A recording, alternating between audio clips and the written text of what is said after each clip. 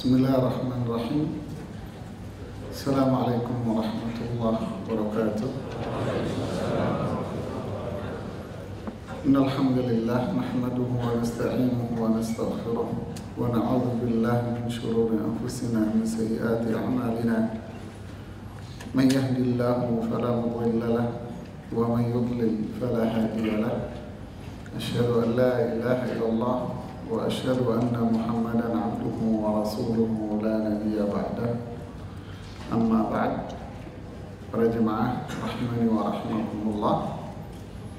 Kita lanjutkan, kita masih pada surat Al-A'la.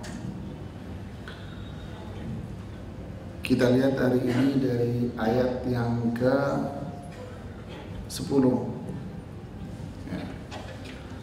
Allah berfirman, sayadzakkaru man yakhsha. Kemudian wa yatajannabuhal ashqa alladhi yaslan naral kubra thumma la yamutu fiha wa la yahya. Kita lihat, sayadzakkaru. Ini ayat ini sebetulnya berhubungan dengan yang ini, Pak, yang ke-9. Jadi kalau kita terjemahkan ini gantung maknanya. Dia akan mengambil pelajaran atau menerima nasihat. Siapa dia itu? Man yakhsha, yaitu orang yang punya sifat takut dan gantung, kan? Jadi berkaitan dengan ayat yang ke-9. Sehingga kalau kita lihat dari yang ke-9, Allah berfirman, fadzakir. Aslinya tadzkir, ingatkan atau nasihati. Jadi fadzakir ini artinya apa? Nasihat, Pak. Ingatkan dia, nasihatilah dia. Inna fa'ati dzikra. Ketika nasihat itu manfaat buat dia. Sayadzakkaru man yakhsha. Yang bisa mengambil nasihat itu adalah orang yang punya sifat takut. Ya. Lalu Allah bilang, wa yatajannabuha al-ashqa. Orang yang sengsara, dia tak mau mendengarkan nasihat. Dia menjauhkan diri dari yang namanya nasihat. Siapa orang ashqa ini? Orang yang sengsara. Ada kata penghubungnya. Kata penghubungnya alladzi. Ini kata penghubung. Kalau dalam bahasa Arab namanya ismul mausul, menghubungkan. Siapa ashqa ini? Ashqa ini adalah orang yang ini alladzi. Ya, siapa sih ashqa ini? Kok dinasehati nggak mau? Kan gitu kan sederhananya. Diingatkan kok nggak mau, dinasehati nggak mau dengar. Emang dia siapa? Alladzi, dia itu orang yasla, ini masuk kelak, dia akan masuk neraka yang paling besar. Summa, lalu, lihat ini, ada jeda kan? Ketika dia berada di dalam neraka nih orang, dia akan terus-menerus merasakan azab neraka jahanam itu. Dia tak akan merasakan yang namanya istirahat. Apalagi dia akan mati di situ, tidak ada. Nggak ada istirahat dan nggak ada kematian. Dia akan terus dalam kondisi tersiksa. Mati pun tidak, hidup pun tidak. Kita kembali ke yang sebetul. Pertama, fadzakir, nasihatilah dia, nasihatilah orang yang berada jauh dari syariat Islam. Nasihatilah orang yang bermaksiat itu. Nasihati dia. Dengan apa menasihatinya? Menasihatinya dengan kamu membacakan kepada dia ayat Al-Quran. Kamu sebutkan ayat Quran, kamu bacakan kepada dia hadis Rasulullah sallallahu alaihi wasallam. Ini loh Pak Islam, ini loh ayatnya, ini hadisnya. Nasihati dia. Inna fa'ati dzikra, ketika nasihat kamu itu manfaat. Apa maksudnya? Banyak penjelasan para ulama di sini yang menarik sekali. Intinya, kesimpulan sederhana dikatakan bahwa menasihati, mengingatkan orang itu adalah kewajiban setiap muslim. Apapun yang terjadi dengan audiens Anda, apapun yang terjadi dengan orang yang di hadapan Anda, nasihati dia, apapun yang terjadi. Kalau Anda melihat ini orang bakal menerima nasihat Anda, maka sebagian ulama mengatakan kamu wajib menasihatinya. Karena kamu tahu bahwa dia bakal dengerin, wajib kamu nasihati dia. Ini kondisi yang pertama. Ada kondisi orang, kalau Anda nasihati, bisa jadi dia nggak akan terima nasihat Anda. Dia nggak terima nasihat kamu. Maka para ulama bilang fa'anta mukhayyar, Anda boleh milih. Milih apa? Anda tetap menasihati dia atau Anda tinggalin dia. Dua-duanya boleh. Kenapa? Karena Anda tahu kalau Anda nasihati, bukan malah mendengar, malah Anda yang dicaci maki sama dia. Boleh Anda tinggalin dia, nggak apa-apa. Kalau toh Anda tetap menasihati dia, lalu dia tidak menerima nasihat Anda tak salah apa-apa. Bahkan Anda tetap mendapatkan pahala. Jadi apapun yang terjadi dengan orang yang di hadapan Anda atas nasihat itu, Anda tetap dapat pahala dengan memberikan nasihat itu. Dia nerima, alhamdulillah. Dia nggak nerima, Anda tetap dapat pahala. Inna fa'ati dzikra, nasihat itu akan bermanfaat bagi dia, nasihati dia. Kisah Rasulullah SAW dengan Abdullah ibn Ummi Maktum yang menjadi sebab turunnya surat Abasa, itu kan kelihatan sekali para jemaah. Rasulullah bersemangat untuk menasihati orang-orang kafir Quraisy. Padahal di sisi lain ada seseorang yang pasti akan menerima nasihat, pasti menerima nasihat. Maka Allah memberikan teguran bahwa hendaknya kamu lebih mementingkan orang yang pasti menerima nasihat daripada ini orang-orang yang bakal menolak kamu. Inilah nasihat yang manfaat. Jadi sibukkan diri Anda dengan menasihati orang yang pasti menerima nasihat kamu. Orang yang tidak menerima nasihat kamu, Anda boleh pilih. Nasihati dapat pahala, nggak nasihati nggak apa. Karena dia tak akan mendengarkan kamu. Paham Pak? Di depan Anda ada orang merokok. Kira-kira kalau Anda nasihati itu perokok, dengerin nggak Pak? Dicolok yang dia makan. Udah sono deh, pergi dulu, setan lu. Ngomongnya gitu Pak.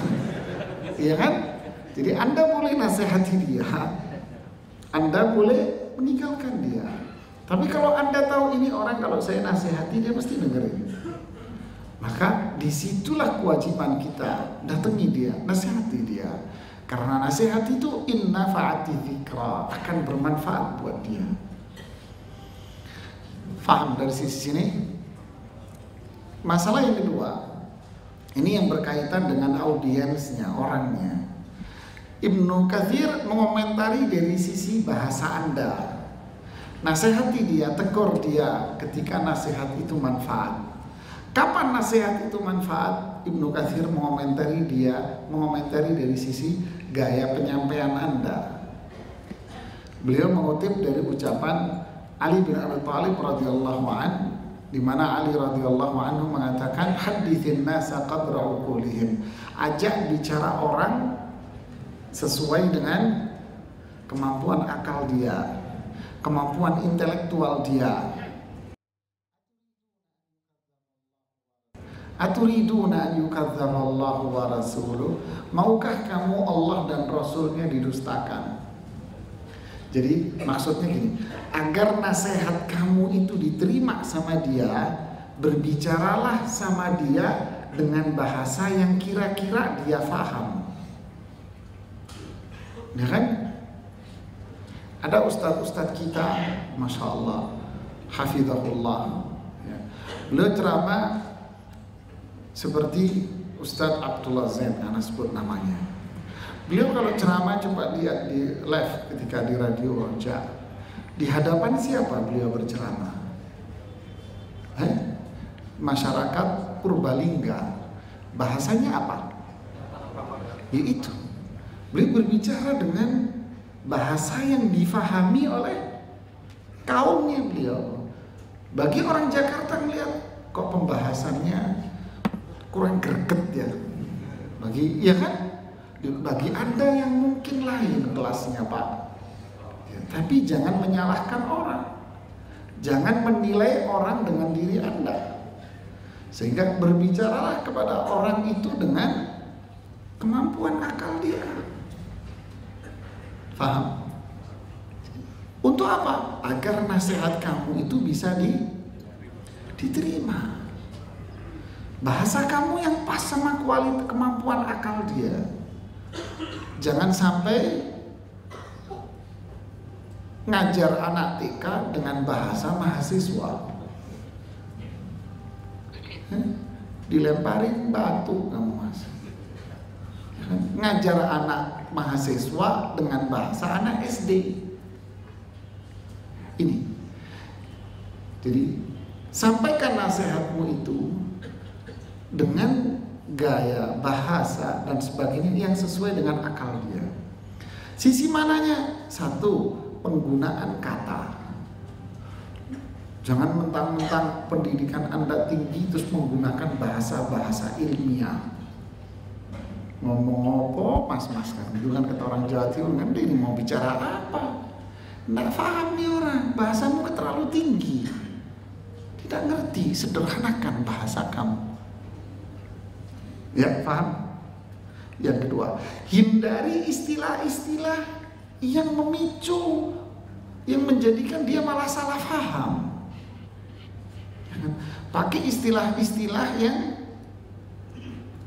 dia nggak paham di situ, atau malah istilah kamu ini menjadikan orang itu malah kabur dari Islam. Contoh, ya, mohon maaf, mungkin ada ustadz-ustadz yang nggak sependapat dengan saya. Ada ustadz yang mungkin atau kita yang mohon maaf menyebutkan istilah bid'ah, sesat pada semua lapisan masyarakat. Bisa jadi ada kelompok-kelompok masyarakat yang nggak terima dengan istilah bid'ah itu, Pak. Ya kan? Dia nggak terima dengan istilah bid'ah itu. Kuping dia ini panas kalau dengar istilah bid'ah. Pak, itu menyesatkan orang itu, Pak. Waduh, bom meletus dibikin. Akhirnya apa? Dakwah Anda ditolak, Anda ditinggalkan orang, atau malah Anda ditipukin sama orang. Nggak manfaat. Jadi pas Ibnu Katsir mengatakan fadzakir in nafa'ati dzikra. Apa itu? Dari dua sisi berarti kan nyangkut lagi.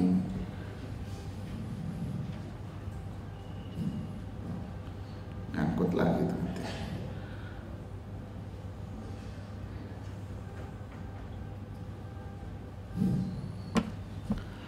Jadi fadzakir in nafa'ati dzikra dari dua sisi. Sisi apanya? Orangnya. Kan gitu kan? Lihat, manfaat nggak buat dia, manfaat nasihati. Kalau nggak bakal manfaat, terserah Anda. Yang kedua, sisi apanya? Bahasanya. Bahasanya jangan ketinggian Mas kalau sama orang itu. Sesuaikan dengan dia. Kontennya yang ketiga bisa. Konten itu isinya, bukan bahasanya, isinya. Isinya apa? Umpama orang kadang nggak terima dengan istilah bid'ah sama sesat. Udah jangan pakai istilah itu. Yang penting apanya?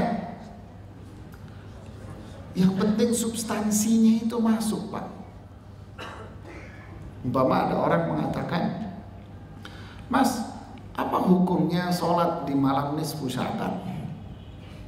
Kalau dia mengerti dengan Islam, dia udah belajar, nggak asing istilah itu. Anda mengatakan maaf itu beda apa? Bagi dia, oh iya, diterima. Tapi kalau ada orang Anda bilang beda, ditimpukin Anda se-RT terus. Bukan masalah ini. Terus apa? Oh iya Mas, Anda bahasa dengan bahasa yang lebih halus. Maaf Mas, itu amalan yang tak pernah dikerjakan Nabi. Nggak ada tuntunannya. Kan lebih adem di kuping, Pak. Intinya sama aja. Kan gitu kan? Intinya sama. Ya ini, gunakan bahasa yang sesuai dengan kemampuan berfikirnya dia. Jadi, fadzakir in nafa'atin dzikra. Saya zakaru man yakhsha. Yang bisa mengambil manfaat atau menerima nasihat itu orang yang punya rasa sifat takut. Takut itu apa? Takut itu kan sifat ya, dalam hati seseorang yang muncul dari apa? Dari ilmu. Ketika dia punya ilmu bahwa orang yang bermaksiat itu berakibat pada neraka kalau dia tidak mau bertobat. Akan tumbuh apa pada dirinya? Takut, Pak. Ketakutan. Saya takut masuk neraka. Saya takut masuk neraka. Ketakutan ada pada dirinya. Oh neraka itu begini, neraka itu begini dan seterusnya. Muncul ketakutan. Kenapa dia takut? Karena punya ilmu. Kalau orang nggak ada ilmu, nggak ada rasa takut, Pak. Cuek. Dan itu yang terjadi. Keseharian kita coba lihat. Orang nggak takut, ya cuek aja, Pak. Mas, ada polisi di depan. Apa yang terjadi, Pak? Rapi sejalanan, Pak. Ada polisi? Nggak ada polisi? Berantakan. Ini contoh bahwa rasa takut itu akan muncul dari ilmu. Ilmu apa? Ya belajar, Pak. Ilmu Al-Quran, hadis dia belajar. Lu kok takut? Iya, takut atas maksiat, takut atas dosa yang berakibat pada azab. Ketika Anda menasehati orang seperti ini, manfaat nggak? Manfaat. Saya pernah ngisi ceramah di salah satu bank di Kuningan. Udah lama ini. Nanya, Ustadz apa hukumnya riba? Sebetulnya seperti apa? Ini bank ini, bank Mas, kantor pusat lagi di Kuningan.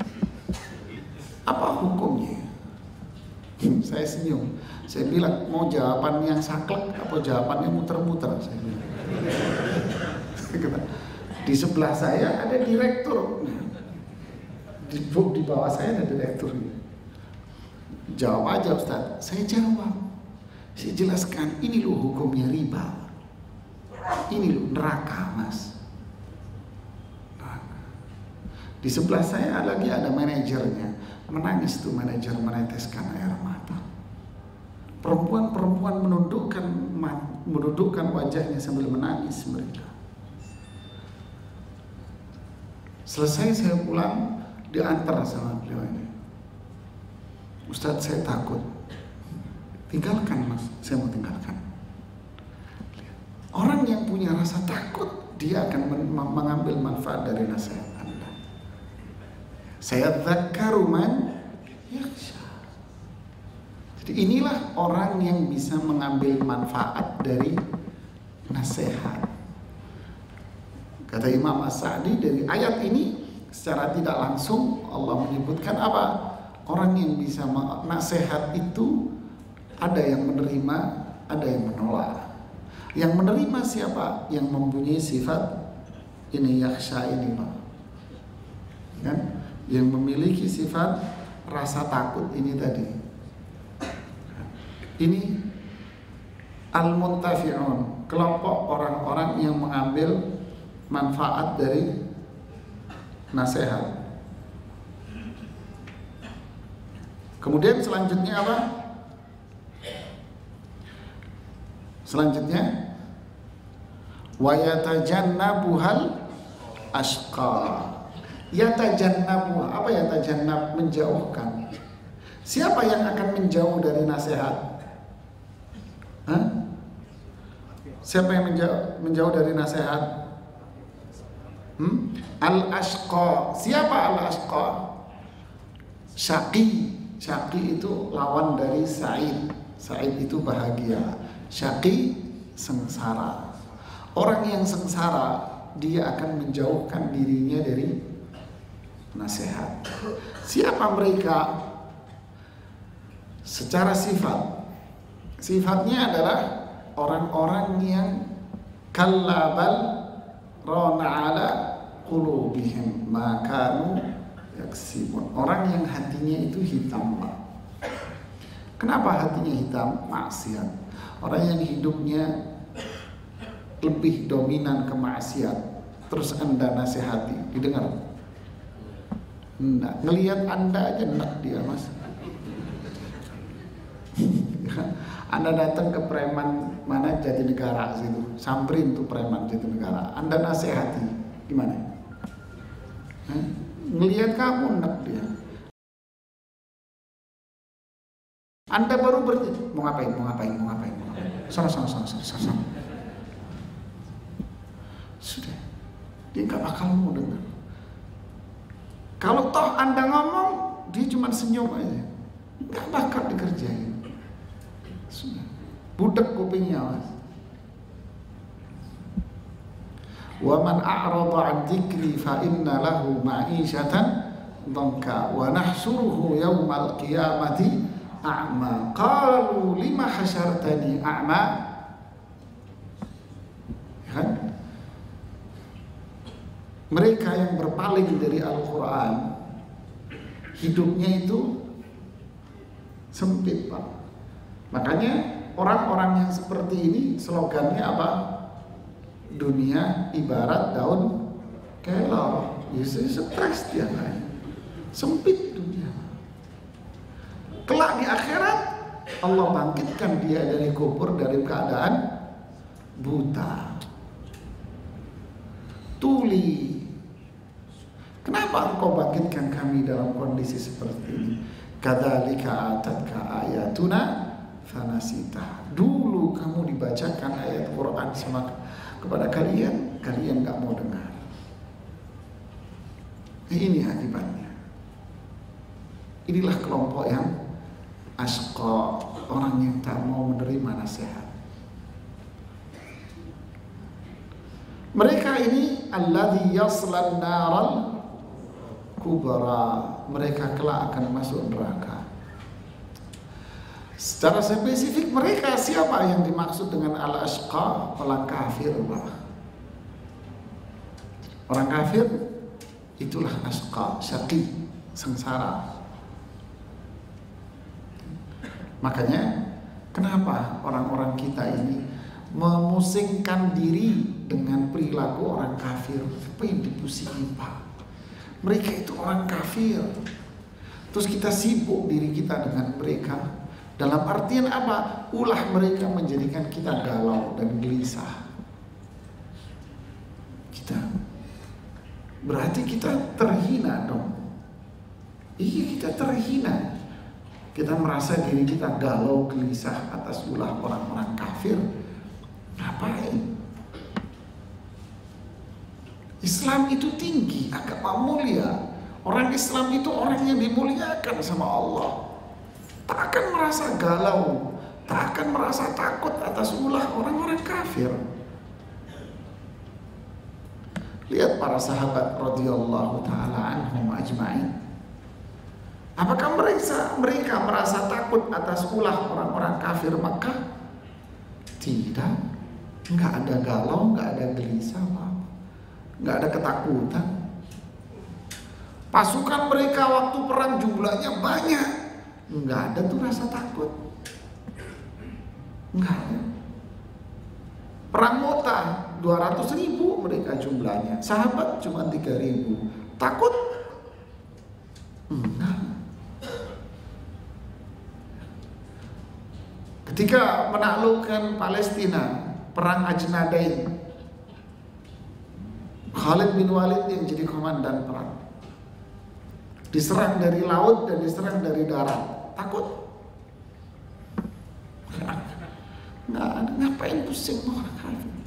Kenapa? Karena mereka yakin intan surullah yansurukum. Kalau kamu menolong agama Allah, Allah tolong kamu. Ngapain pusing? Kalau kita pusing dengan mereka, ketakutan sama mereka, berarti iman kita nggak ada. Hina kita, Pak. Kok bisa kita hina? Maksiat. Idza tabayatum bil'ina wa raditum bizar'i wa taraktumul jihada. Jika kalian jual belinya penuh riba dan kalian mementingkan dagang dan dunia, kamu tinggalkan jihad, Allah kasih kamu kehinaan dan tak akan dicabut kehinaan itu dari diri kamu sampai kalian kembali kepada agama Allah. Sibuk melihat berita, melihat medsos begini, ini askia, ini orang-orang sengsara, bikin kita pusing. Kita ini apa namanya? Ibarat kita suka dikadalin. Kenapa mau dikadalin sama kadal? Loh, Anda bukan kadal, ya kan? Anda bukan kepompong, Anda bukan nyamuk. Kita bukan nyamuk sehingga kita dikadalin sama kadal. Umat Islam ini harimau, Mas. Ketika iman kita tidak ada, rasa takut kepada Allah tidak ada, tidak ada keimanan, maka jadilah kita nyamuk-nyamuk yang cuma dijilat sama kadal mati. Ini pelajaran yang bisa kita ambil. Ini asqiya. Yaslan narul kubra, masuk neraka. Ngapain takut? Ini satu pelajaran besar. Jadi ketika kita menginginkan nasihat Quran, nasihat hadis itu bermanfaat buat kita, memberikan pengaruh pada hati kita, memberikan kelembutan pada hati kita, maka apa kiatnya? Apa caranya? Caranya apa? Ya, dekat dengan Allah, belajar ilmu, maka nasihat itu akan manfaat. Ketika kita jauh dari Allah, maka nasihat dan ilmu itu pun akan jauh dari kita. Nah, ini. Kemudian ketika ini bicara lagi tentang kondisi al-asqiya, orang-orang yang sengsara, yaitu orang kafir, munafik, musyrik, orang Islam yang hidupnya tenggelam dalam kemaksiatan, melupakan Allah, lalu tak bertaubat kepada Allah, dia akan masuk neraka. Thumma la yamutu fiha wala, dia tak akan apa? La yamut, mati enggak, hidup enggak. Nas'alullah al-afiyah. Mudah-mudahan kita diselamatkan oleh Allah dari azab neraka jahanam. Apa maksudnya mati tidak dan Anda hidup pun tidak? Apa maksudnya? Dalam kondisi tersiksa dengan azab neraka. Orang kafir selama-lamanya, orang musyrik selama-lamanya. Ini berbahaya, Pak. Orang yang berbuat maksiat tergantung pada kemasyiat kehendak Allah. Inilah azab. Karena di akhirat tak ada yang namanya kematian itu tidak ada, Pak. Tidak ada yang namanya istirahat, itu tidak ada. Istirahat dong sebentar dari azab, tidak ada, Pak. Dia akan tersiksa terus selama-lamanya. Terus disiksa, terus disiksa. La yamutu fiha wala yahya. Kemudian selanjutnya Allah mengatakan qad aflaha man tazakka. Apa artinya aflah, Pak? Al-falah. Al-falah artinya al-fauz. Hayya 'alal falah. Apa falah? Kemenangan, kesuksesan. Lihat urutannya. Nasihat, ya kan? Kalau pengen menjadi orang yang mudah menerima nasihat, maka jadilah orang yang memiliki iman. Caranya beriman apa? Caranya beriman adalah lihat di ayat ini. Qad aflaha man, beruntung, sukses orang yang bisa berhasil membersihkan jiwanya. Ini yang bisa menerima nasihat. Kalau jiwanya kotor, susah menerima nasihat. Orang kafir, innal ladzina kafaru sawa'un 'alaihim a'andzartahum am lam tunzirhum la yu'minun. Anda tegur, Anda nasihati, pakai bahasa apapun tetap dablek, Pak. Maka akan dengerin. Munafik Abdullah bin Ubay itu bisa dikatakan hampir setiap hari duduk bersama, bertemu dengan. Manfaatkah keberadaan dia di sisi Rasulullah? Tidak. Fiddarkil asfali minan nar. Dia di keraknya neraka jahanam. Hatinya kotor. Lihat. Jadi ini pengaruh besar kebersihan atau kesucian hati itu pada diri kita. Dan yang berpengaruh hati ini suci atau kotor, apa itu? Kita. Wa an laisa lil insani illa ma sa'a. Manusia tak bisa mendapat apapun kecuali apa yang dia berbuat.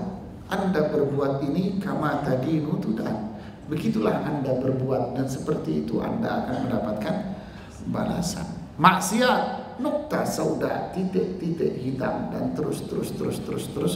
Hitam, ya sudah. Kalau sudah hitam, telinganya tidak bisa dipakai, Pak. Matanya tidak bisa dipakai. Walaupun dia dengar, mau dengar bukan orang budak beneran, enggak. Bukan orang tuli beneran, enggak. Bukan orang buta, enggak. Melihat tapi tidak bisa mendengar dan melihat kebaikan. Sudah susah nasihatkan. Dengerin Quran. Nggak kuat, Pak. 2 menit, 3 menit nggak kuat. Bahasanya apa? Matiin deh daripada kakak didengerin. Coba dengerin dangdut. Semalam suntuk kuat ya.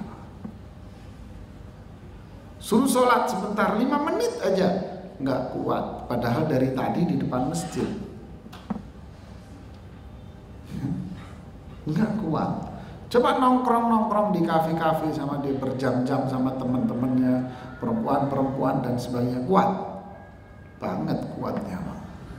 Bisa. Makanya Allah mengatakan setelah itu qad aflaha man tazakka. Beruntung, bahagia dunia akhirat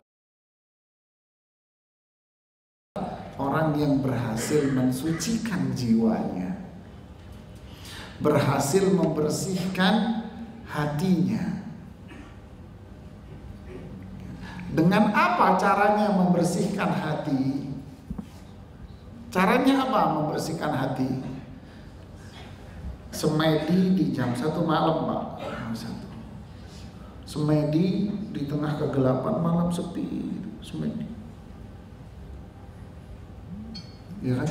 Begitu katanya. Kata orang barat kan gitu, duduk di gelap. Kemudian teriaklah Anda di tempat yang terbuka, maka problem-problem dalam hati Anda akan lepas semuanya. tambah gendeng, tambah gila Anda ini. Matikan lampu, resapi, renungkan kesalahan-kesalahan Anda. Setan masuk.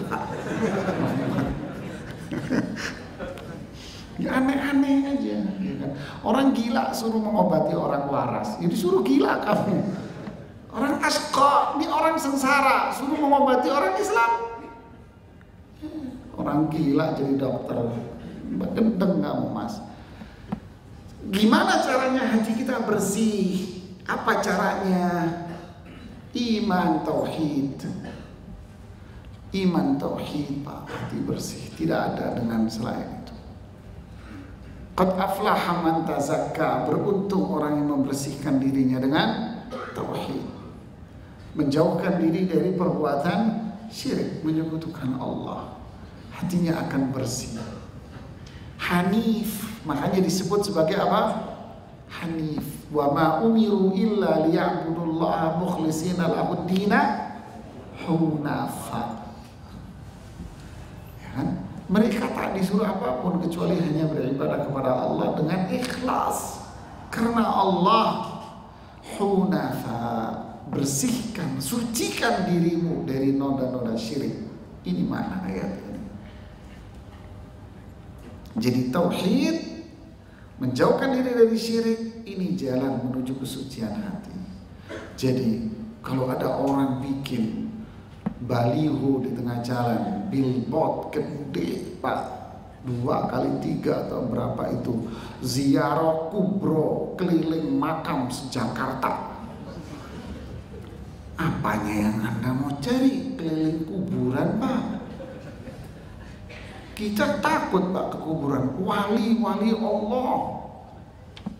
Memang kamu punya bocoran dari malaikat kalau dia ini wali? Punya catatan kalau ini wali? Ikut ikut nanyain dia apa kamu, sehingga kamu tahu contekan dari malaikat kalau dia lulus dikatakan sebagai wali, sehingga Anda ngajak orang untuk keliling kuburan se-Jakarta. La haula wala quwata illa billah. Apakah itu hati yang bersih? Syirik, menyekutukan Allah. Tauhid, hati yang bersih. Terus yang kedua apa? Mengikuti Rasulullah sallallahu alaihi wasallam. Ini hati yang bersih sudah. Ittiba' dia, ibadah dia hanya berdasarkan petunjuk Nabi aja. Ini orang yang bersih amalnya, hatinya bersih, tidak ada bid'ah, tidak ada syirik dalam perbuatannya. Ini orang bersih Pak. Yang ketiga, bersih dari akhlak-akhlak tercela. Ini semua penjelasan para ulama tafsir. Saya menyimpulkan dan menyampaikan. Bersih dari akhlak tercela yang ketiga. Apa itu? Jauhkan dari hati Anda itu hasad, dengki sama orang. Setiap Senin dan Kamis amal seseorang itu dilaporkan kepada Allah. Kecuali siapa? Kecuali seseorang yang di hatinya menyimpan kebencian dan kedengkian sama orang lain. Maka amal Anda akan dipending sama Allah. Hatta yastaliha, sampai dia damai. Sehingga Rasulullah bilang apa? Khairukum man yabda'u bisalam. Yang terbaik dari dua orang yang berantem ini, yang sakit hati ini, yang paling baik adalah dia yang memulai salam. Hilangkan dari hati Anda kebencian, iri, dengki sama orang. Abdullah bin Amr bin As bercerita, hari itu kita duduk bersama Rasulullah sallallahu alaihi wasallam beserta tentu para sahabat yang lain. Tiba-tiba Rasulullah mengatakan, sayadkhulu alaikum rajulun min ahlil jannah. Sebentar lagi muncul seorang laki-laki penghuni surga. Dia berjambang dan jambangnya meneteskan air. Ada tetes air. bekas wudu. Tak lama muncul laki-laki yang dibilang. Tak lama muncul laki-laki yang dibilang, Pak, dia ini datang persis seperti yang Rasulullah SAW ceritakan. Apa itu? Jenggotnya meneteskan air sambil dia bawa sendal, sendalnya ditenteng. Wah, ini penghuni surga ini. Tak disebutkan dalam hadis itu siapa. Sudah sahabat duduk penasaran, ini orang siapa. Hari kedua mereka duduk kembali dengan para sahabat. Duduk kembali dengan para sahabat. Lalu Rasulullah bilang lagi, sebentar lagi akan muncul seorang laki-laki penghuni surga. Pikir sahabat, siapa lagi ini orang? Tiba-tiba muncul orang yang sama. Waduh, istimewa nih orang dua kali. Hari ketiga Nabi bilang yang sama, sebentar lagi muncul laki-laki penghuni surga. Tak lama muncul laki-laki yang sama. Waduh, Abdullah bin Amr bin As akhirnya bilang, saya akan nginep di rumahnya. Kenapa? Cari berkah. Penghuni surga, Pak. Ya kan lumayan bekas air minumnya, bekas mandinya, jubahnya, gitu. Gagal. Ini orang yang nggak punya akal. Para sahabat pintar, cerdas. Ngapain nginep di rumahnya? Pengen tahu apa amalan istimewa dia. Untuk apa? Saya mau tiru. Saya pengen masuk surga. Ini cerdas, Pak. Ya kan? Lah orang Arab terkenal dengan orang yang dermawan. Ada tamu diterima, siapapun Anda saya terima. Saya jamu sespesial mungkin. Bertamulah, ringkas cerita. Malam itu tidur di rumahnya. Hari pertama Abdullah bin Amr tak ada pilihan istimewa. Dalam hati Abdullah apa? Ini orang kagak ada istimewanya. Ngapain dibilang penghuni surga 3 hari lagi. Aduh, sholat malam kagak, tidur molor tiap malam nih orang. Mungkin besok kali. Hari kedua sama, gak ada yang istimewa. Hari ketiga gak ada yang istimewa. Pegel Abdullah bin Amr. Ngapain pulang deh? Sahabat yang di masjid Nabi lebih mulia. Sudah, mau pulang pamitan. Baru dia ngomong terang-terangan, Rasulullah kemarin itu begini-begini. Kamu disebutin 3 kali penghuni surga. Saya nginep di sini bukan karena apa-apa. Saya pengen ngeliat kamu punya amalan apa. Saya mau tiru. Ternyata kamu kagak ada istimewanya. Jujur, Pak. Kita dibilang gitu, udah nginep, udah dikasih macam-macam ngomong begitu. Gue siram air panas loh. Kan gitu kan? Itu kita. Para sahabat lihat hatinya, Pak, bersih. Lantas sahabat ini bilang apa? Itulah saya yang Anda lihat. Ini saya, sudah apa adanya. Enggak saya bikin-bikin, artinya inilah saya. Abdullah bin Amr mentok. Sudah, wallahu a'lam, kenapa nih orang 3 hari ini bilang penghuni surga. Pulang. Ketika dia pergi dipanggil, wahai Abdullah, sini balik. Saya tak pernah menyimpan rasa benci sama orang di hati saya. Saya tak pernah iri atas nikmat yang Allah berikan sama orang itu. Kata Abdullah bin Amr, ini yang bikin Rasulullah bilang kamu penghuni surga. Qad aflaha man, bersih hatinya. Kita diomelin orang dikit, dongkolnya setahun, Pak. Ngelihat wajahnya, tuh enak gue ngeliat dia. Artinya setahun amalan kita dipending sama Allah, Pak. Kelamaan pekel dibuang deh itu amal. Subhanallah. Ingat, akhlak, Pak. Akmalul mu'minina imanan ahsanuhum khuluqa. Orang mukmin yang paling sempurna imannya siapa? Yang terlihat iman dia pada akhlaknya. Yang penting kan akhlak, Pak. Emang pohon jengkol bisa berbuah apel? Gila lo. Kan gitu kan?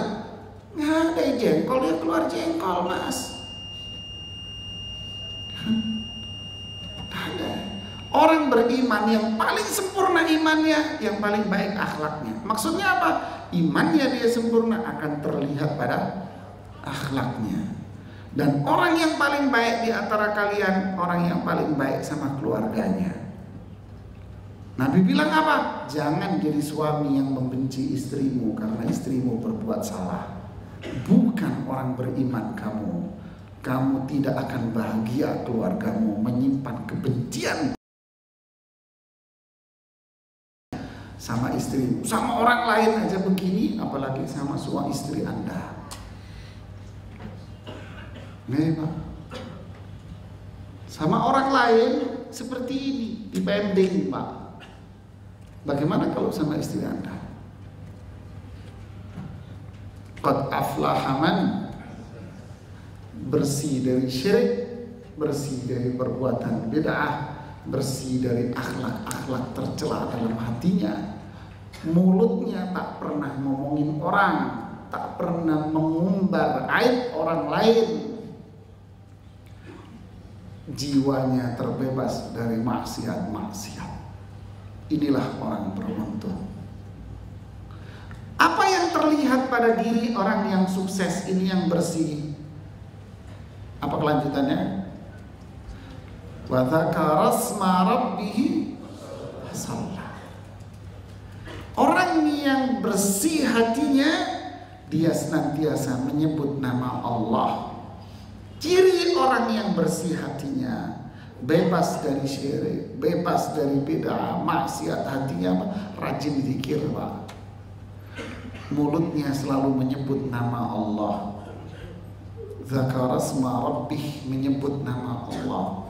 Subhanallah. Sama dengan ayat yang di atas. Sabbihisma rabbikal a'la. Baca tasbih, baca zikir. Wahai Rasulullah, syariat Islam ini semakin banyak syariatnya. Kasih tahu saya satu amalan yang bisa saya pegang selama hidupku. Apa kata Rasulullah? Hendaknya mulutmu selalu basah dengan zikir. Kemudian Rasulullah istighfar setiap hari lebih dari 70, di riwayat yang lain lebih dari 100. Begitulah seterusnya. Kemudian terlihat dari perbuatan apa? Fasalla. Kata para ulama tafsir, maksudnya fasalla apa? Dia menjaga sholat 5 waktu. Dijaga sholat 5 waktu. Hafidhu ala sholawati was sholatil wusta. Jaga sholat 5 waktu sama sholat yang tengah-tengahan ini. Yang tengah itu sholat apa ini? Sholat asar. Jaga. Man shalla subha fahuwa fi dhimmatillah wala fala yatlubannaka Allahu bi syai'in min dhimmatih. Orang yang rajin sholat subuh, dia dijaga sama Allah. Jangan coba-coba kamu nyolek dia, diudak-udak kamu sama Allah nanti ya. Ini contoh. Fasalla, rajin sholat. Sholat 5 waktu dijaga tepat waktu.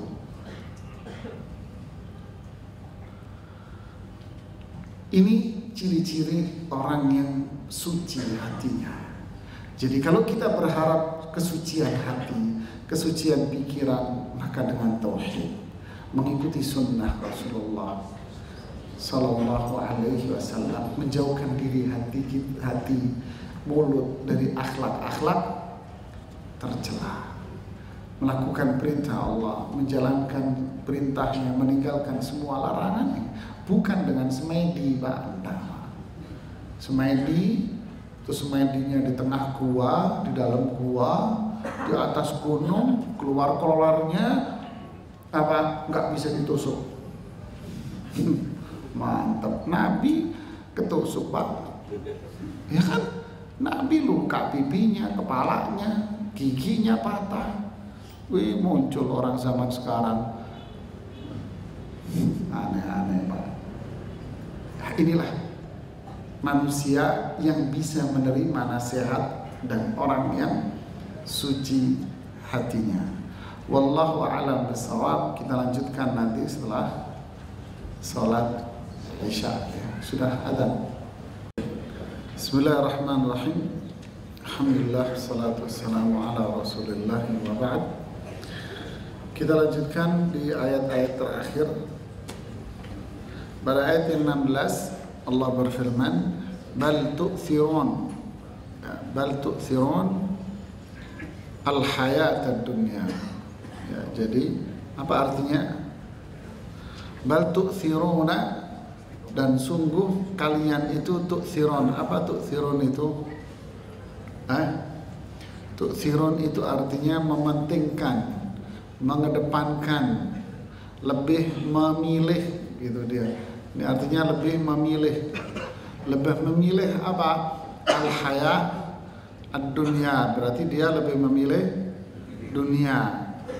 Bal tu'thirun al-hayat ad-dunya, dan kalian lebih mementingkan, lebih memilih kehidupan dunia. Artinya ayat ini sebetulnya kembali kemana ini sebetulnya? Ini larinya kemana? Habis bicara tentang orang yang sukses dengan tazkiyah, kok tahu-tahu bicara tentang dunia. Jadi kembali kemana? Ashqa, ya, kaitannya gitu kan. Bal tu'thirunal hayatad dunya, kalian lebih mementingkan kehidupan dunia. Artinya apa? Mementingkan kehidupan dunia berarti konsekuensinya apa? Akhiratnya diapain berarti? Akhiratnya dibuang. Kan dia dalam hal apa? Dalam segala hal. Dalam segala hal sudah. Sisi manfaat, sisi keburukan, dia lebih mementingkan manfaat dunia. Dia lebih mementingkan kemadaratan dunia. Contoh, dia lebih takut miskin daripada dia sengsara di akhirat. Ya kan? Dia takut sekali sama miskin, takut sekali miskin. Tapi dia tak mementingkan bagaimana nasib dia nanti kalau memang sukses kaya di akhirat. Contoh gampang lagi, ketika adzan dikumandangkan, mereka tak memperdulikan, mereka lebih mementingkan urusan dunia, bisnisnya apa. Dunia ini yang dia cari sama dia. Zakat, dia tak mau bayar zakat. Ngapain dia keluarin duit, kita capek-capek cari, nggak mau. Sedekah tidak mau. Haji nggak mau. Jadi yang penting sudah mulai melek mata sampai merem lagi urusannya duit. Dia tak menyisahkan urusan akhirat. Kantor lembur-lembur sampai malam urusan bisnis. Sholat nanti dulu. Lagi rapat Pak. Rapat itu kayak panggilan malaikat itu. Ya kan, kayak panggilan malaikat. Adzan. Rapat nanti dulu, kita lagi rapat. Ini panggilan Allah, hayya 'alas shalah, hayya 'alal falah. Ayo sukses, enggak mau lupa deh merapat. Nanti kalau saya sholat bisa dipecat saya. Tuh, takut kan? Bal tu'thirunal hayatad dunya. Kalla bal tuhibbunal ajila wa tadharunal akhirah. Kalian ini mencintai dunia berlebihan hingga kalian meninggalkan akhirat. Ini ciri orang-orang asqiya. Bukan berarti orang yang aflaha man tazakka ini nggak mau dunia. Tidak. Mereka jadikan dunia itu sebagai apa? Dunia. Kemana dunia ini pergi mas? Dunia perginya ke akhirat. Kan gitu kan? Mereka jadikan dunia ini sebagai jembatan ke ke akhirat. Ini dijadikan sebagai jembatan untuk cari apa? Cari modal, lahan untuk membersihkan jiwanya, tazakka ini. Tapi kalau mereka yang jiwanya tu'thirunal hayatad dunya, berbeda. Mereka jadikan dunia ini segala-galanya untuk menumpuk-numpuk harta. Hal hakumut takatsur, seperti pembahasan kita pada waktu surat At-Takatsur yang lalu. Kapan dia akan berhenti? Hatta zurtumul maqabir. Mati berhenti, Pak. Lau kana libni Adam wadin min dhahab labtagha an yakuna lahu wadiyan. Andai manusia itu punya satu lembah emas, dia akan berharap memiliki dua lembah emas. Pengen dua, pengen punya tiga, dan seterusnya. Tidak akan selesai manusia. Bukan berarti orang Islam tak boleh kaya, tak boleh bekerja. Tidak, Anda bekerja. Kalau nggak punya uang, Anda nggak bisa zakat, nggak bisa sedekah, nggak bisa bantu orang, nggak bisa naik haji dong. Tapi apakah ni'mal malu salih fi ar-rajulis salih. Sebaik-baik harta yang halal siapa yang pegang? Orang yang saleh. Dia akan belanjakan tuh harta. Dijadikan dunia ini ajang untuk ibadah, untuk mendekatkan diri kepada Allah Subhanahu wa taala. Lalu Allah Subhanahu wa taala mengatakan selanjutnya, wal akhiratu khairu wa abqa. Lihat, akhirat itu khair. Apa artinya khair itu? Jauh lebih baik. Lebih baik dari mana? Jadi kan perbandingan dengan dunia. Akhirat jauh lebih baik daripada dunia. Wa abqa, maksudnya apa wa abqa? Lebih kekal. Lebih kekal. Dunia, sampai kapan seseorang menikmati dunia? Mati? Belum tentu. Nah, kalau usia 50 kena stroke, Mas, makan bobor kamu, Mas. Ya kan? Terus duitnya kemana? Nggak boleh makan daging, nggak boleh makan ini, nggak boleh makan ini. Makan apa? Bobor. Jalan nggak bisa, kursi roda. Terus mana kenikmatan harta yang dia miliki? Nggak ada habis, dinikmati orang lain. Dinikmati orang lain. Dia wafat, diapain hartanya? Sayonara, selamat tinggal. Anaknya dada-dada, mana hartanya dibagi-bagi. Ingat sama bapaknya yang nyari duit? Kagak, fotonya doang dikenang di tengah rumah. Mana bapak gue ini kenangan. Jadi cukup sampai di situ. Duitnya gimana cara baginya Pak Ustadz? Pinter kamu ya. Lupa sama bapaknya, udah dia sudah hilang semua. Tapi wal akhiratu khair, jauh lebih baik dari dunia. Wa abqa, lebih kekal. Makanya para ulama dulu apa? Berkaitan dengan dunia. Mereka berusaha dengan sepenuh energi mereka. Dunia yang mereka kejar ini adalah dunia yang bisa memberikan manfaat buat orang. Saya berusaha keras agar saya bisa memberikan manfaat buat orang. Duit mereka dipakai untuk apa? Untuk diri dia juga dan untuk orang lain biar bahagia. Orang lain biar senang. Makanya Nabi bilang apa? Khairun nasi anfa'uhum. Orang yang paling baik adalah orang yang bisa memberikan manfaat buat orang lain.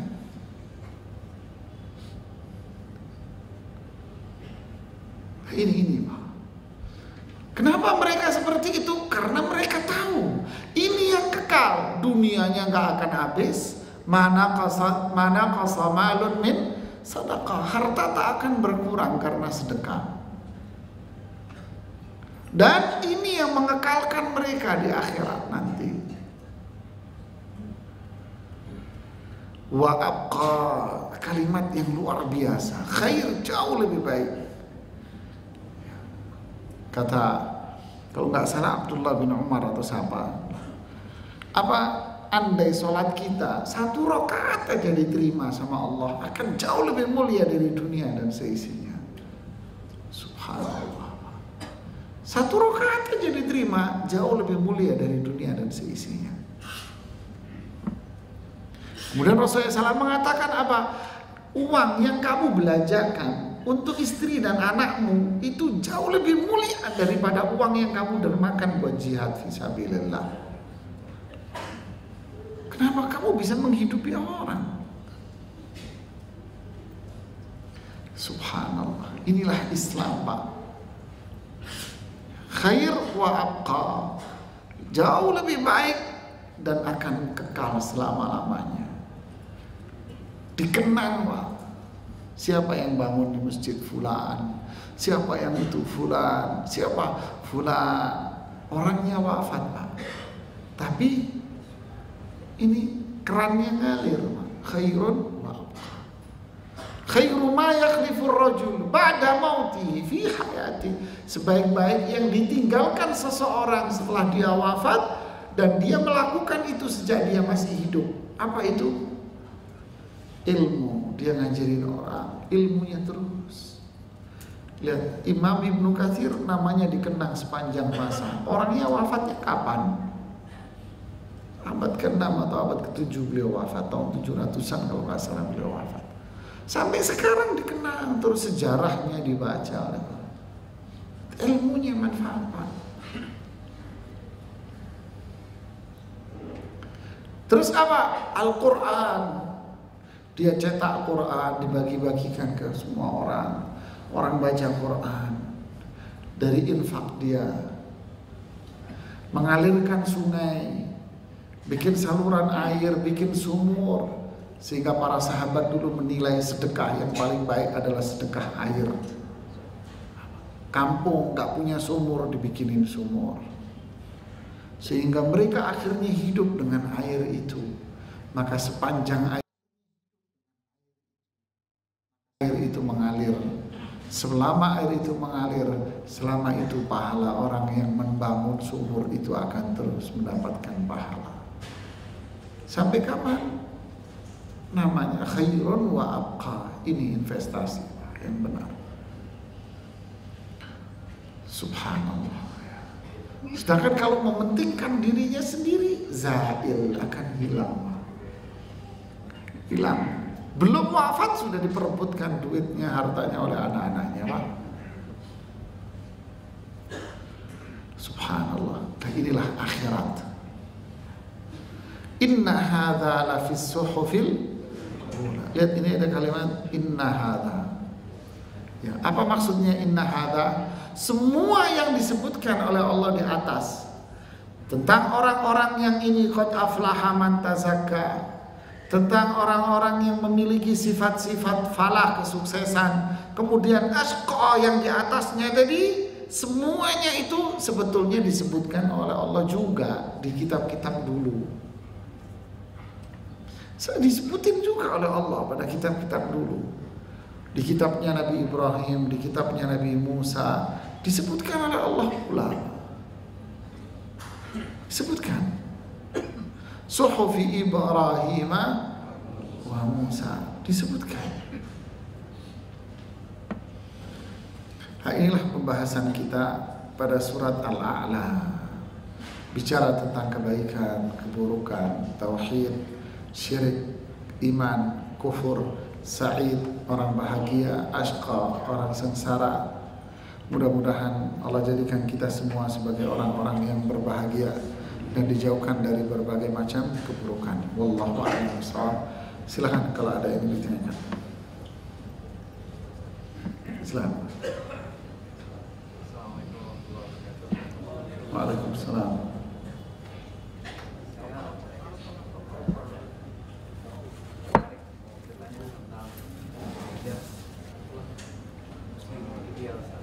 Apa itu? Seorang muslim yang ideal.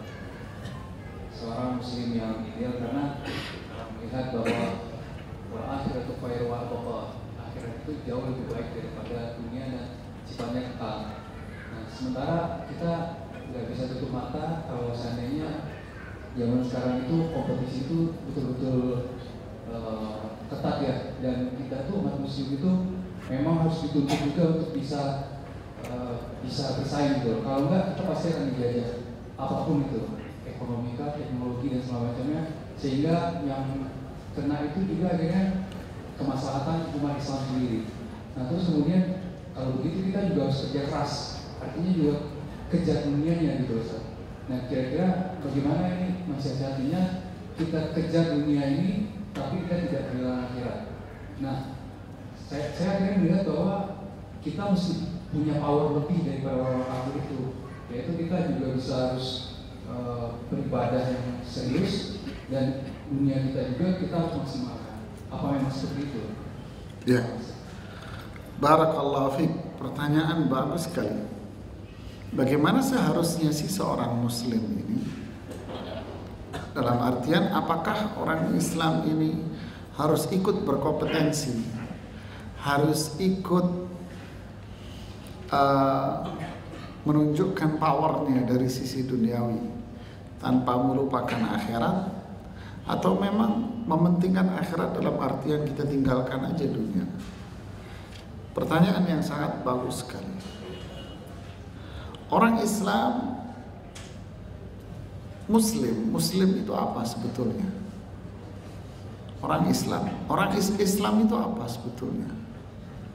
Islam itu kan artinya al-istislam lillah, berserah diri dengan penuh kepatuhan dan ketaatan kepada Allah dan menjauhkan diri dari kemusyrikan. Berserah diri kepada Allah. Berserah diri kepada Allah itu apa? Kepatuhan terhadap hukum Allah. Kepatuhan dengan hukum Allah. Artinya orang Islam itu akan komit dengan rel yang telah ada dalam syariat Islam. Satu, dua. Berarti orang Islam itu harus berilmu. Ya. Ilmu dalam hal apa? Ilmu yang paling utama adalah ilmu berkaitan dengan konsep berserah diri. Dia ilmu tauhid, ilmu akidah, ilmu ibadah, akhlak di tauhid. Kemudian ilmu berkaitan dengan apa? Ilmu dengan kekaitan kemaslahatan dia hidup di dunia. Kenapa? Karena Islam tak melarang seseorang untuk menggapai dunia. Seperti siapa? Banyak para sahabat yang sukses dalam dunianya. Abu Bakar, Umar, Utsman sukses semua dalam dunianya. Bukan berarti orang Islam tidak boleh kaya. Silakan orang Islam itu kaya. Dan umat Islam perlu kaya. Perlu umat Islam itu kaya. Cuman apa bedanya? Bedanya umat Islam, orang Muslim menjadikan semua ini adalah bentuk berserah dirinya dia kepada Allah. Maksudnya apa?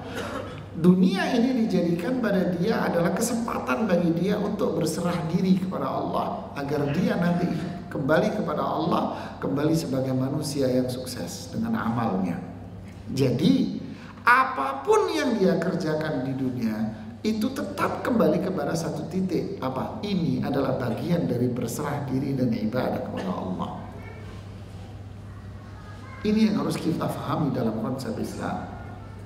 Saya ulangi, apapun yang dilakukan oleh seorang muslim, maka itu adalah bagian dari berserah diri dia kepada Allah, bagian ibadah. Anda keluar, bekerja, mencari rezeki, jika itu diniatkan bagian dari berserah diri kepada Allah, maka seseorang bekerja di dalam kehidupan dunia ini itu adalah bagian dari ibadah dia. Hatta ma tad'u fi imra'atik, satu suapan yang Anda kasih ke istri Anda itu akan menjadi ibadah. Anda profesi Anda sebagai apa? Profesi Anda sebagai seorang ekonom, akuntan, maka Anda bekerja di situ dengan niat apa? Berserah diri kepada Allah. Ini ibadah. Saya mau bekerja dengan halal. Al-haram saya tinggalkan. Saya bersihkan dari haram. Anda ibadah. Anda sebagai seorang apa? Anda seorang sains, bekerja dalam dunia teknologi, maka pekerjaan Anda itu jika diniatkan sebagai Islam, berserah diri kepada Allah, maka itu adalah ibadah. Kesuksesan Anda, kesuksesan seorang muslim yang taat kepada Allah. Ini Islam. Berbeda dengan orang yang tak faham dengan keimanan. Kenapa? Sehingga apa akibatnya? Akibatnya hilanglah namanya keislaman dia. Yang ada di benak dia hanyalah dunia. Dia yang dikejar dalam kehidupan dunia ini adalah uang. Kita lihat kasat mata orang muslim yang taat dengan keislaman, orang muslim yang tak faham sehingga dikejar dunia, maka terjadi sekilas mata anda akan melihat sebuah kesamaan, padahal berbeda di situ. Syattana bainahuma, jauh perbedaannya. Dia sama-sama berkompetensi ketika dalam urusan dunia, tapi bedanya apa? Ini terlihat perilaku dan akhlak, tapi ini tak terlihat perilaku dan etika. Ibadah akan terlihat ketaatan, akhlak akan terlihat akhlak, etika berbisnis akan terlihat bisnis dia, bisnis yang cantik dan manis, Pak. Orang ini tak ada etika, ada fulus abang sayang, tak ada fulus gue gorok leher lu. Paham? Itu kan, ini perbedaannya. Ketika Anda kaya, jangan lupa orang Islam yang paling mulia adalah orang Islam yang bisa memberikan manfaat kepada semua orang. Karena harta Anda bukan milik Anda sendiri, tapi harta Anda untuk berbagi kepada semua orang. Kesejahteraan akan dirasakan oleh umat manusia. Sehingga di zaman Utsman bin Affan hidup di Madinah, tak ada orang yang punya utang di kota Madinah, sejahtera semua, Pak. Tapi orang yang tak punya konsep ini, duit gue buat gue. Jalan ke sana kemari, ke sana kemari. Tetangganya tak bisa bayar sekolah, anaknya sebelahnya nggak bisa makan. Salah lu, malas bekerja, bodoh lu. Orang Islam tidak, nggak bisa sekolah, Pak. Sini saya bayarin. Anda gak bisa beli beras, saya beras. Datang ke tempat saya kasih beras tiap bulan kamu. Anda mau makan, sama saya kasih makan. Min awsati ma tut'imuna bihi ahlikum. Makanya sedekah orang apa? Apa yang dia makan, itu yang Anda sedekahkan kepada orang. Gitu. Anda makan kelas Padang, maka itu yang Anda sedekahkan. Anda kelas makan Padang, Anda sedekahkan yang bawah, berarti Anda tak memiliki kepedulian dengan seorang muslim. Berarti imannya Anda tak sempurna. Lihat hadis Nabi, la yu'minu ahadukum hatta yuhibba li akhihi ma yuhibbu li nafsihi. Tak sempurna iman seseorang sampai Anda mencintai saudara Anda seperti Anda mencintai dirimu. Anda kalau tak suka masuk rumah makan kelas itu, berarti sama Anda tak suka saudara Anda makan di situ. Anda tak suka dengan kelas ini, jangan jadikan saudara Anda berada di sini. Naikkan level Anda dengan kemampuan finansial Anda. Ini orang iman karena dia beribadah, memberikan kesejahteraan pada semua orang. Kesenjangan tak akan terjadi bagi orang yang memiliki iman dan ibadah. Itu bedanya. Orang Islam dunianya di tangan, mereka dunianya di hati. Orang Islam dunianya di sini, Pak. Kalau kita dunia kita di hati, jangan ngaku Anda orang beriman, kata Imam Ibnu Qayyim. Ibnu Qayyim bilang apa? Jika Anda mengaku orang Islam, lalu dunia di hati Anda, bohong kamu. Kamu hamba dunia, bukan hamba Allah. Ini kalimat tajam dari Ibnu Qayyim, Pak. Orang beriman itu dunianya di tangan, di hatinya hanya ada Allah, Pak. Mudah-mudahan kita bisa dimudahkan oleh Allah untuk memiliki sifat yang seperti ini, Pak. Ya kan? Berat karena kita dari awal, dari masuk TK sampai masuk SD perguruan tinggi, apa yang dicekoki di otak kita? Sekolah sini biar bisa bekerja, ya kan? Bukan sekolah sini biar Anda punya ilmu dan punya perilaku. Kagak. Sekolah sini biar lulus punya nilai, kelak masuk perguruan ini, kelak bisa bekerja mapan. Berarti hidupnya untuk mau sekolah di drill, dikencengin sama sekolahan biar apa?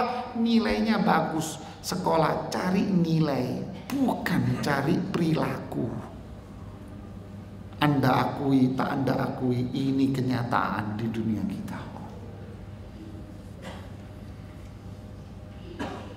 Ya kan? Kenapa pagi-pagi hari ini nggak begitu macet dari Senin kemarin? Kenapa? Karena anak-anak Anda lagi cari nilai, bukan cari ilmu, Pak. Iya kan? Ya, kita juga, kita semua terjebak dalam sebuah sistem. Ini dicekoki, Pak. Sekolah untuk apa? Biar dapat kerjaan. Sudah, itu sudah mindset, sudah. Mindset kita dibentuk oleh mereka menjadi kapital. La haula wala quwata illa billah. Ada pertanyaan ini tertulis. Waduh, panjang nih. Cari yang pendek dulu. Ustaz, bagaimana bisa manusia yang dijuluki setan Quraisy, apa ini, bisa menjadi salah satu sahabat Rasulullah?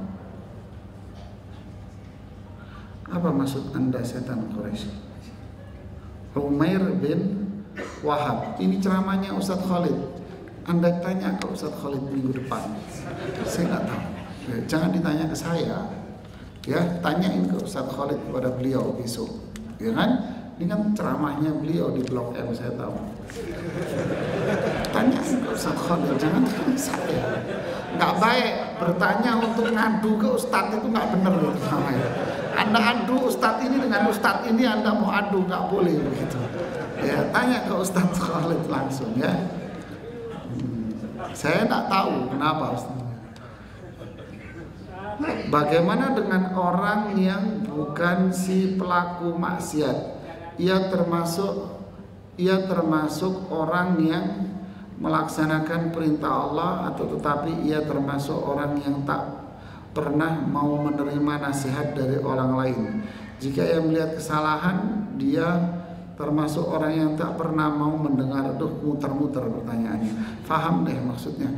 Maksudnya adalah dia maksiat enggak, taat iya taat, tapi kalau dinasehati enggak mau dengar. Bagaimana ini? Yang salah siapa? Ayo, beli peci nggak cukup pecinya, Pak. Yang salah pecinya atau kepalanya, Pak?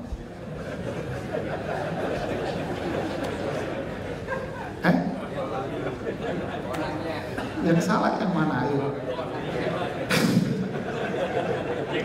Beli peci nggak cukup.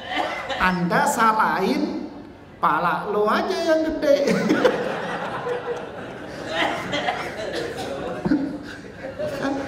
Ini Al-Quran yang bilang sudah kebenaran yang pasti dari Allah. Orang yang bisa mengambil nasihat adalah orang yang punya iman. Terus muncul mau dia taat Pak, tapi nggak mau nasihat. Yang salah yang mana? Anda mau nyalain Quran? Ya, pasti ada yang nggak benar pada dirinya. Sama dengan umpama kita lihat nih di tempat-tempat perbelanjaan, adzan sholat maghrib umpamanya, kita sholat di situ, tiba-tiba muncul tuh SPG sholat dengan rok yang cuman setengah paha. Sholat dia Pak sambil bawa mukena lagi, tapi roknya sepaha. Yang salah yang mana Pak? Loh, katanya sholat itu tanha anil fahsya'i wal munkar. Ini pahanya meler-meler Pak, kata orang Jawa Timur Pak. Pahanya dibuka, diablakin. Silakan, boleh, ngelihat doang, nggak apa-apa. Sholat ya, yang salah siapa? Ya kan? Itulah pandangan mata manusia. Terkadang kita ini gampang membuat penilaian orang, kemudian kita ambil sebuah kesimpulan general, baik Pak orangnya. La tuzakku anfusakum huwa a'lamu biman ittaqa. Jangan suka membuat rekomendasi sama orang, Pak. Allah Maha tahu mana yang bertakwa. Jadi kalau udah kondisi seperti yang ditanyakan, berarti apa? Ya ada yang nggak beres Pak dengan ibadahnya. Itu orang sholat, tapi roknya begitu, yang salah apanya? Ya kamunya yang sholatnya nggak benar. Dianya yang sholat benar. Jangan salahkan konsepnya. Ini konsep Al-Quran wahyu. Dia nggak pernah maksiat Pak, ya mata kamu. Memang kalau di depan kamu dia bilang, Mas saya mau maksiat nih, kagak kan? Ini maksiatnya kalau ngumpet gimana? Ngumpet di kotak sono di barat, di belakang lorong-lorong situ kan ya? Mana tahu Anda di sini pakai peci putih, terus habis Isya pergi ke kotak sono yang di pojok lorong-lorong gitu. Katanya, saya nggak tahu. Katanya itu loh Ustaz tempatnya. Inti kok tahu aja, jahiliyah dulu Ustaz. Tahu kan inti Gang Buntu kalau di situ ada kucing. Kita kan nggak tahu.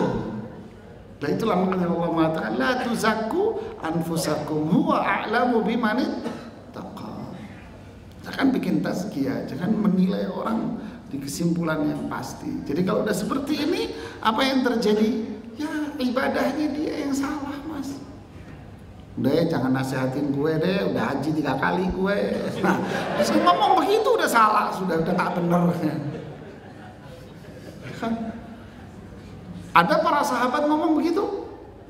Udah ya, jangan nasihatin saya, jamin surga nih, jamin surga. Ada sahabat ngomong gitu? Nggak ada. Berarti apa? Berarti dia orang yang jauh asqa. Berarti dia asqa, sengsara dia. Ketika dia bangga dengan ibadahnya, ditunjukin sama orang, ini loh saya sih Pak, kalau Allah mengambil nyawa saya sudah redok deh Pak. Kenapa? Ya haji sih sudah, puasa saya rajin Pak, Senin Kemis Pak puasa Pak. Sedekah, alhamdulillah Pak saya rajin Pak sedekah. Saya setiap hari sholat di masjid. Jadi kalau nyawa saya dicabut saya redho Pak, saya redho Pak.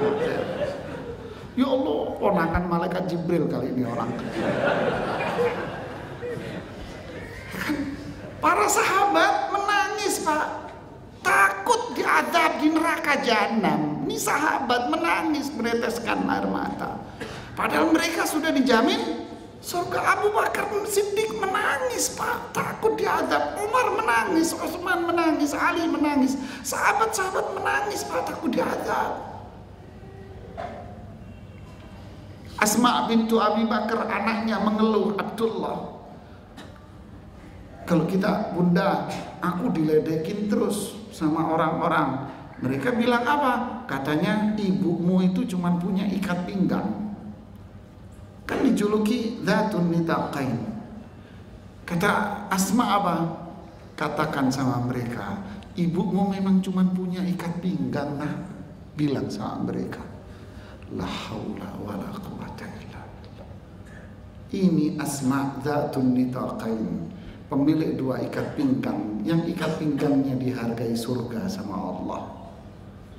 Nah, kalau kamu diledek ibumu pemilik ikat pinggang, bilang memang ibumu punya 2 ikat pinggang saja nah. Ya Allah Pak, ini manusia mulia Pak. Jadi kalau ada orang udah bangga dengan ibadahnya, ya tong kosong bunyinya nyaring Pak. Wallahu a'lam bishawab. Mudah-mudahan Allah berikan keikhlasan di hati kita semuanya. Allah teguhkan kita di dalam keimanan. Ini yang bisa saya sampaikan. Subhanakallahumma bihamdik, asyhadu an la ilaha illa anta, astaghfiruka wa atubu ilaik. Assalamualaikum warahmatullahi wabarakatuh.